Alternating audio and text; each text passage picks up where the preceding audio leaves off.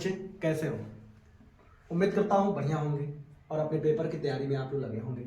तो जैसा आपने देखा, मैं पहला चैप्टर, दूसरा चैप्टर और दोनों चैप्टर का एक वीडियो में ऑब्जेक्टिव क्वेश्चन, बहुविकल्पी क्वेश्चन करा चुका था।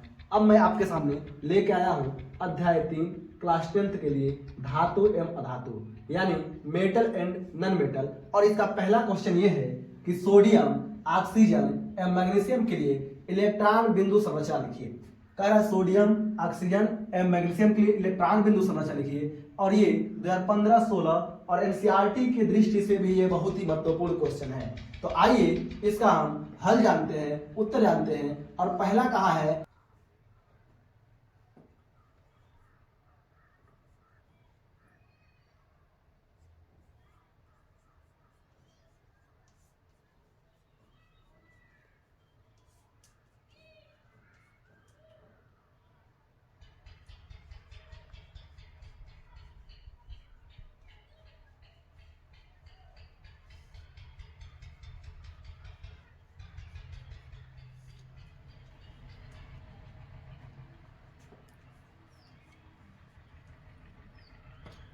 तो क्या होगा?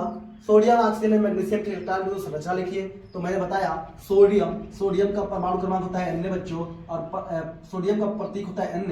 परमाणु क्रमांक 11, इलेक्ट्रॉनिक विन्यास क्या होता है? 2, 8, 10, 1, 11। लास्ट में जो आ रहा है, यानी लास्ट में एक इलेक्ट्रॉन आ रहा है, तो इसकी बिंदु संरचना कितना होगा? 1 होगा। अब इसी तरह हम जानते हैं किसका? तो ऑक्सीजन का। और ऑक्सीजन का दूसरा, ऑक्सीजन का हम जानते हैं, तो ऑक्सीजन का प्रतीक होता है O, इसका परमाणु क्रमांक होता है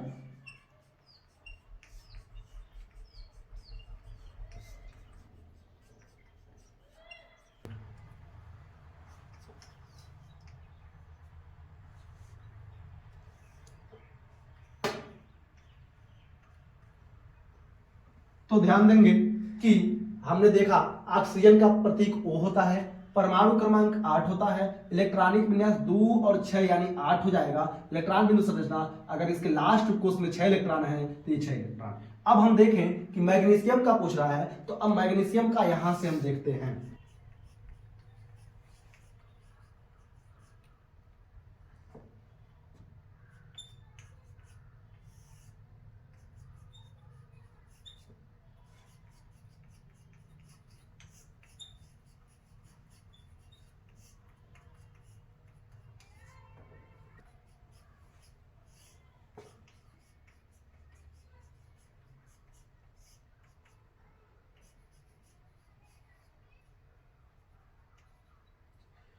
तो आइए एक बार देखते हैं कि सोडियम, ऑक्सीजन, मैग्नीशियम की इलेक्ट्रॉन बिंदु संरचना लिखिए। तो हमने लिखा सोडियम परमाणु क्रमांक N, सोडियम प्रतीक N, परमाणु क्रमांक 11, इलेक्ट्रॉनिक विन्यास 2, 8, 10, 1, 11, यानी इसके लास्ट कोष में एक इलेक्ट्रॉन है, इसलिए हमारा इसका जो संरचना होगा उसके ऊपर एक बिंदु होगा। अब दूसरा क्या कहा था ऑक्सीजन के लिए? तो ऑक्सीजन का प्रतीक O, परमाणु क्रमांक 8 और इसका इलेक्ट्रॉनिक विन्यास 2 और 6, 8 होगा। इलेक्ट्रॉन बिंदु संरचना क्या होगा? तो लास्ट कोष में 6 इलेक्ट्रॉन है, इसलिए इसकी संरचना पे 6 बिंदु होगी, यानी 6 इलेक्ट्रॉन होगा। अब उसके बाद से हमसे कहा था मैग्नीशियम के लिए भी इलेक्ट्रॉन बिंदु संरचना लिखिए। तो मैग्नीशियम का प्रतीक Mg, परमाणु क्रमांक 12 और इलेक्ट्रॉनिक विन्यास क्या होगा? 2 और 8, 10, 10, 2, 12। इलेक्ट्रॉन बिंदु संरचना क्या होगी? तो लास्ट कोष में 2 इलेक्ट्रॉन, इसलिए Mg पर 2 इलेक्ट्रॉन। उम्मीद करता हूं आपको समझ में आया होगा। तो अब इसका दूसरा क्वेश्चन है, क्या होता है जब कॉपर की छड़ को सिल्वर नाइट्रेट, यानी सिल्वर नाइट्रेट का फार्मूला AgNO3 विलयन में डालते हैं? और ये क्वेश्चन 2014 और 2017 में भी पूछ चुका है। तो क्या होता है जब कॉपर की छड़ को सिल्वर नाइट्रेट के विलयन में डालते हैं? तो आइए आंसर देखते हैं हम कि विद्युत रासायनिक श्रेणी का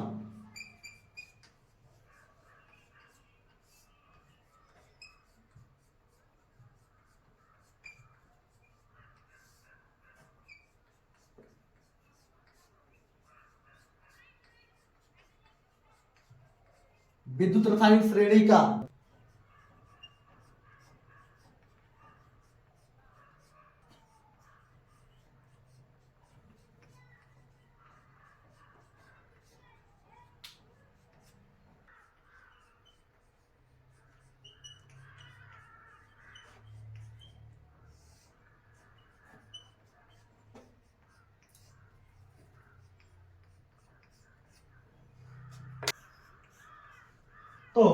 दूसरा क्वेश्चन क्या था, क्या होता है जब कॉपर के क्षण को सिल्वर नाइट्रेट में डालते हैं।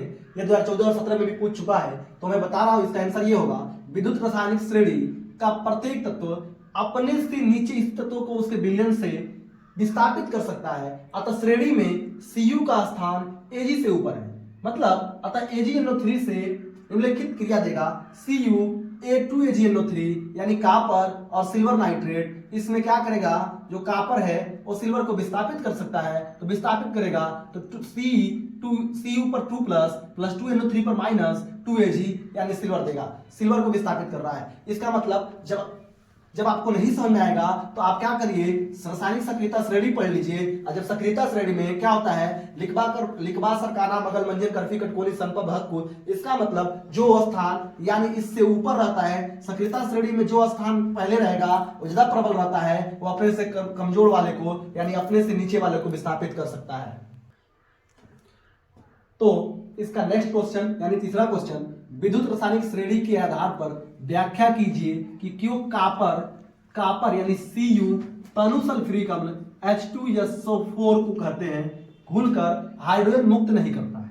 तो बच्चों इसका अभी एक क्वेश्चन दूसरा में बताया कि जो सक्रियता श्रेणी में यानी सक्रियता श्रेणी में जो तत्व ऊपर रहता है वो क्या करता है, अपने से नीचे तत्वों को विस्थापित कर देता है। तो ये कहा विद्युत रासायनिक श्रेणी के आधार पर व्याख्या कीजिए कि क्यों कॉपर जो है हाइड्रोजन तनु सल्फ्यूरिक अम्ल घुलकर हाइड्रोजन को मुक्त नहीं करता।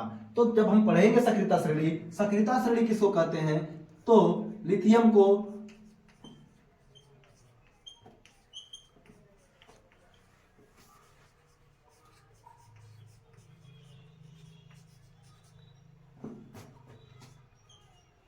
ये रहा सक्रियता श्रेणी, इसी को हम सक्रियता श्रेणी बोलते हैं। अब इससे हम देखेंगे तो सारा क्वेश्चन जितना भी इस तरह का क्वेश्चन आएगा सब इसी से हो जाएगा। तो देखिए विद्युत रासायनिक श्रेणी में के आधार पर व्याख्या कीजिए क्यों कॉपर, पहले देखते हैं कॉपर कहाँ है, तो कॉपर यहाँ है। अब जो तत्व हाइड्रोजन से नीचे होगा तो कॉपर हाइड्रोजन को मुक्त नहीं करती है। इसका मतलब जब कॉपर यहाँ है और हाइड्रोजन यहाँ है तो जो हाइड्रोजन होगा ये कॉपर को विस्थापित करेगा। ये नहीं हो सकता है कि कॉपर हाइड्रोजन को विस्थापित करेगा, क्योंकि कॉपर जो है ये हाइड्रोजन से कमजोर है यानी कम क्रियाशील है, और जो हाइड्रोजन है वो क्या है, कॉपर से क्रियाशील है। तो जब क्रियाशील होगा तो कॉपर को विस्थापित कर सकता है, न कि मुक्त नहीं करता, यानी ये हाइड्रोजन को विस्थापित नहीं कर पाएगा, विस्थापित नहीं कर पाएगा।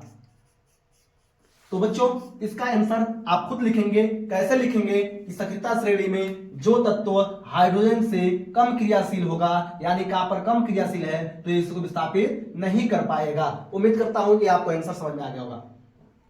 तो आइए इसका हम चौथा क्वेश्चन देखते हैं कि निस्तापन को उदाहरण देते हुए समझाइए। तो निस्तापन क्या है, ये 16, 17 और 2023 में इस बार भी पेपर में पूछा था। तो आइए इसका हम हल जानते हैं कि वायु की अनुपस्थिति में निस्तापन को उदाहरण देते हुए समझाइए। और वायु, इसका आंसर होगा वायु की अनुपस्थिति में सांद्रित अयस्क को उसके गलनांक से ऊपर उच्च ताप पर गर्म करने की प्रक्रिया को निस्तापन कहते हैं। तो निस्तापन किसे कहते हैं, वायु की अनुपस्थिति में सांद्रित अयस्क को उसके गलनांक से ऊपर उच्च ताप पर गर्म करने की प्रक्रिया को निस्तापन कहते हैं। तो ZnS यानी जिंक सल्फाइड है और 3O2 ऑक्सीजन है, इसका जब उच्च ताप पर इसको गर्म करेंगे तो ये क्या होगा, ZnO यानी जिंक ऑक्साइड और सल्फर डाइऑक्साइड में टूटेगा। यह है Al2O3 एल्युमिनियम ऑक्साइड और जल, इसको बॉक्साइड भी बोलते हैं। इसको जब गर्म करेंगे तो Al2O3 और जलवाष्प यानी जल बनेगा। अब देखिए क्या इसी का एक अगला क्वेश्चन, निस्तापन तथा भर्जन में क्या अंतर है। तो अभी तो हम निस्तापन पढ़ा ऊपर, निस्तापन का हो गया।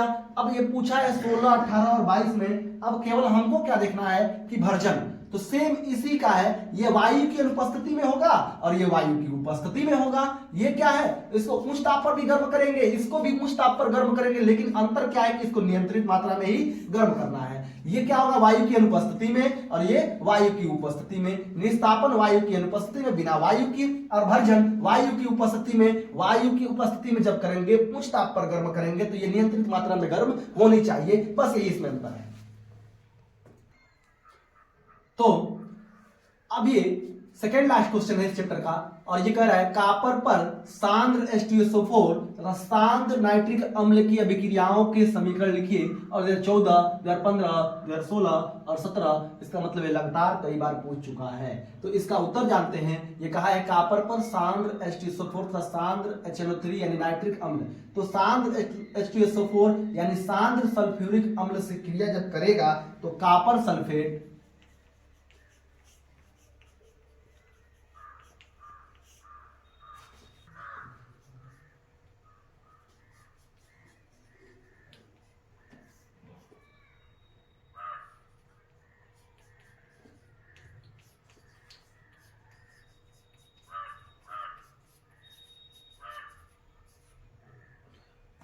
तो आंसर था कापर पर सांद्र H2SO4 तथा सांद्र नाइट्रिक अम्ल की क्रिया को समीकरण लिखना है। तो सांद्र H2SO4 यानी सांद्र सल्फ्यूरिक अम्ल से क्रिया जब करेगा तो कापर सल्फेट व सल्फर डाइऑक्साइड गैस बनाती है। जैसे कापर और सांद्र H2SO4 यानी सल्फ्यूरिक अम्ल से क्रिया करेगा तो कापर सल्फेट बनाता है, यहाँ पे लिखा है कापर सल्फेट बनाता है, सल्फर डाइऑक्साइड बनाता है। इसका मतलब अब दूसरा कह रहा है HNO3 की, सांद्र HNO3 यानी नाइट्रिक अम्ल से क्रिया करता है तो क्या बनाएगा, नाइट्रोजन डाइऑक्साइड बनाएगा, कापर नाइट्रेट बनाएगा। तो यहाँ कापर नाइट्रेट बनाया और नाइट्रोजन डाइऑक्साइड यानी नाइट्रोजन डाइऑक्साइड बनाया और जल बनाया, यानी कापर और नाइट्रिक अम्ल की अभिक्रिया करेगा तो कापर नाइट्रेट, तो कापर नाइट्रेट और क्या बनाएगा, तो नाइट्रोजन डाइऑक्साइड यानी NO2 नाइट्रोजन डाइऑक्साइड बनाएगा और जल बनाएगा। अब ये क्वेश्चन समाप्त होता है। उम्मीद करता हूं आपकी समझ में आया होगा। तो ये इस चैप्टर का लास्ट क्वेश्चन, और ये लास्ट क्वेश्चन ये है कि मिश्र धातु किसे कहते हैं। कापर की दो प्रमुख मिश्र धातु के नाम, संगठन व उपयोग लिखिए। तो सबसे पहले ये जानते हैं कि मिश्र धातु किसे कहते हैं। तो आइए मिश्र धातु हम क्या करते हैं, हेडिंग डालते हैं मिश्र धातु। अब मिश्र धातु क्या करते, किसे कहते हैं, तो ये जानते हैं कि जो दो धातु आपस में मिलते हैं तो इसे मिश्र धातु कहते हैं।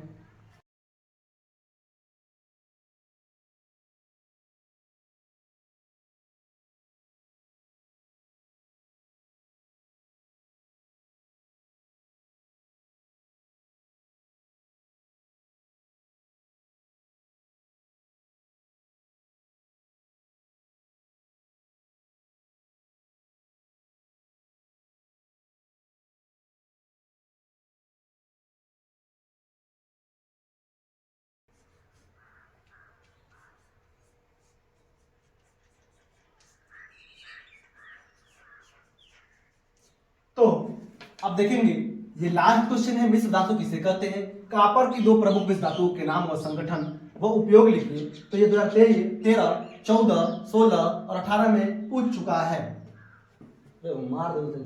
तो मिश्र धातु किसे कहते हैं, तो सबसे पहले देखेंगे मिश्र धातु।